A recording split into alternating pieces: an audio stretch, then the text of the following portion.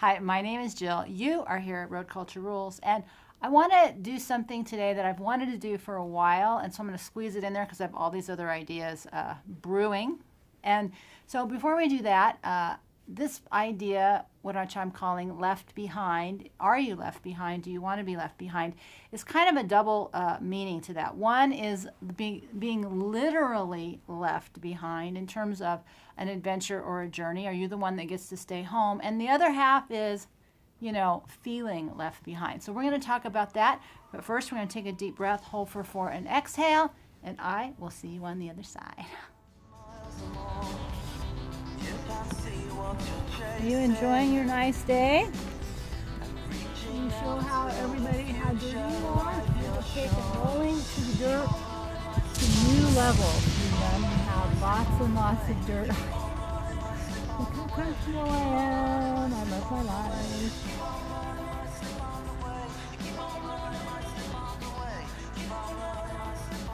So the reason that this has become kind of a thing in my head that I wanted to talk about was I mentioned it briefly with the military in terms of deployments and the women being left behind. And I started watching the series The Manhattan Project where, not so far from here, it was the origination of the, for lack of a better word, camp that was set up to make the first atomic bomb in America, and how I didn't know much about it, and I still don't, but what I'm seeing is that the whole families came with the men, mostly men, who did the work, but nobody could tell anybody anything. It was all a great big secret. And, and it shows the frustration of the women being unable to know what their husbands are doing, and the frustration of the husbands and the men, some more than others, about not being able to share what they're doing. And, as I'm watching that and I'm looking at this strain and this stress, right, about not knowing what the other person is doing, and, we've been talking a lot about the male-female relationship and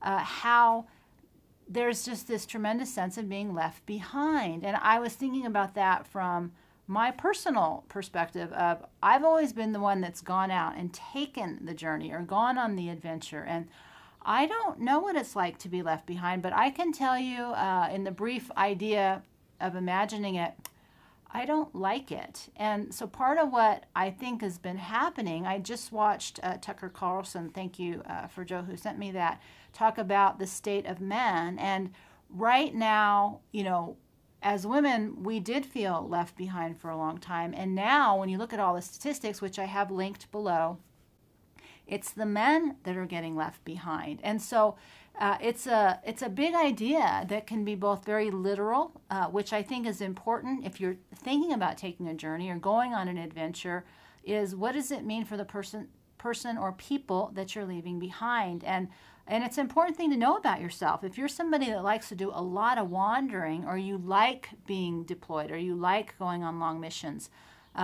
is a relationship and a family even a good idea for you? And how, these are kind of the bigger conversations that we have to have with ourselves and with our loved ones. But also, it's an interesting time in our world where we've felt, as women, we did feel left behind, right? We were the ones that had to stay behind. There was a Australian show where they went to the roof and they called it the widow's peak, because that's where women would go up and wait for their men to return from the cattle mustering. And if the man wasn't part of the pack coming back, she knew that he had died. And how it's really stressful to be sitting in the wings and waiting. And now, we have all this ability to communicate in terms of texting and cell phones and all this instant communication where I can't even imagine where you'd wait, for a year with no letter, not having any idea what's happening to the person that you loved. And so we're in a very interesting period about what being left behind actually means, how that's changing. I'm listening because I think I hear the dog out running around. All he does is eat poop when he runs around on his own, which is a problem. So as I'm thinking about this idea of being left behind, how do we make it the other person's responsibility to come get us caught up, or do we get interested in something on our own, or do we plan our own adventure or journey? Do we live separately? I don't really have any answers around that other than I thought it was a really good question and a really good idea, because I can feel how horrible it would be to be the one sitting around waiting. Did you get there? What are you doing? Who are you meeting? How are you spending your time? Are you going to share your journey with me? Or am I going to just have to wait and see if you're interested and come back? Or are you going to be damaged when you come back, like when they go to war? Or for so many women, the man that comes back or the woman that comes back isn't the person that left. The journey or the adventure changes people in good and bad ways. And how, if you're in a long-term relationship, it makes sense, right, to have periods. I think one of you, I think it was Kelly, who shared that wishes she could go on an adventure and her husband would support her. How, if you're in a long-term relationship, then it might be okay to have periods, if there's a lot of trust, that you can go away for a while because you're coming back. And so it's a complicated question, but I think the important piece of that is, one, is to acknowledge that it's real for the other person, because I will tell you that it never occurred to me in all my adventuring what was going on to the people I left behind. I never thought about it.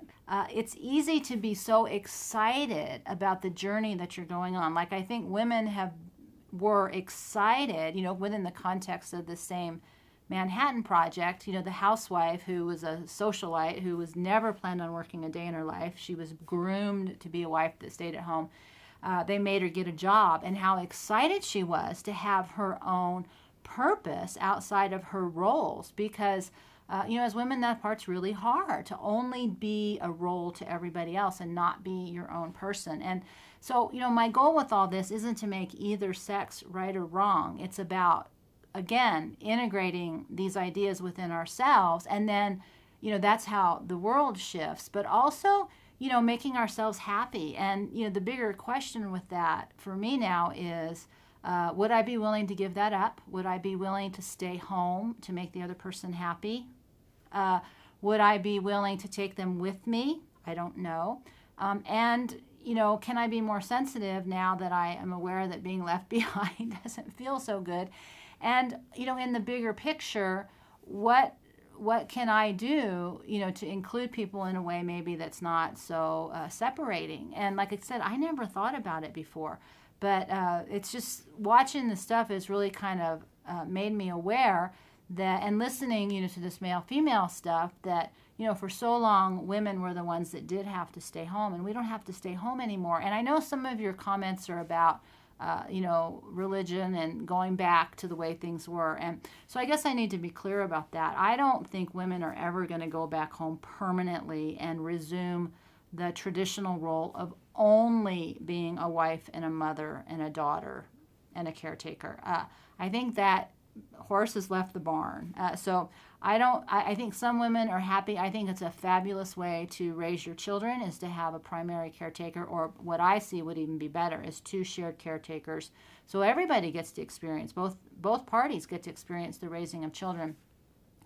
But I think going back to the good old days where women just were barefoot and pregnant, I don't think that's going to be happening. I don't think the young girls, there's some that want to do that, but I think they'll figure that out. And they just don't have the experiences of what it used to be like. So it's not a right or wrong thing. I see it as how we move this conversation forward. But I think having an awareness of what it's like to be left behind was really powerful for me when I started to think about how that doesn't feel very good. And I can see now what that's happening with men, looking at all these statistics.